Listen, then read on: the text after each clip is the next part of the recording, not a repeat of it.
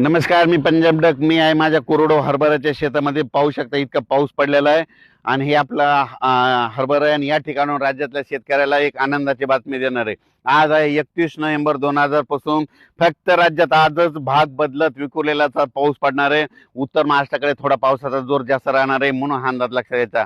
महाराष्ट्रातनं पूर्व विदर्भ, पश्चिम विदर्भ, दक्षिण महाराष्ट्र, उत्तर महाराष्ट्र, कोकणपट्टी, खानदेश सगळीकडे आज विखुरलेल्या स्वरूपाचाच पाऊस राहील. सर्वदूर काही पडणार नाही, भाग बदलत पडणार आहे. पण उद्यासाठी आनंदाची बातमी, उद्यापासून राज्यातला पाऊस निघून जाण्यास तयार राहणार आहे, जायला तयार झालाय आणि उद्यापासून राज्यात धुके धुळे येणार आहे, म्हणून हा अंदाज सर्व शेतकऱ्यांनी लक्षात घ्यायचा. 1 नोव्हेंबर, 2 नोव्हेंबर, 3 नोव्हेंबरच्या दरम्यान राज्यात धुके धुळे येणार आहे, म्हणून हा अंदाज सर्व शेतकऱ्यांनी लक्षात घ्यायचा. 4 तारखेच्या नंतर राज्यामध्ये म्हणजे उत्तर महाराष्ट्राकडून थंडीला सुरुवात होणार आहे. म्हणजे 4 तारखेच्या नंतर म्हणजे विदर्भाकडून अचलपूर,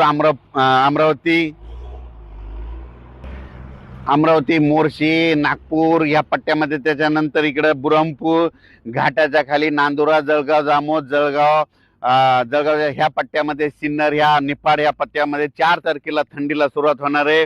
ती थंडी 5 तारखेला पुढे सरकणार आहे, मराठवाड्याकडे येणार आहे, विदर्भाकडे येणार आहे, 6ला तिकडं दक्षिण महाराष्ट्राकडे येणार आहे आणि त्याच्यानंतर 7ला राज्यात सगळीकडे थंडी आलेली दिसेल, म्हणून अंदाज लक्षात द्यायचा. उद्यापासून राज्यातला पावसाचा जोर कमी होणार आहे. पेरणी करायचं तर पेरणी करू शकता, कांद्याचे रोप टाकू शकता, गहू देखील पेरू शकता. वापसा झाल्यावर तुम्ही तुमच्या शेतीचे कामे करू शकता. धन्यवाद.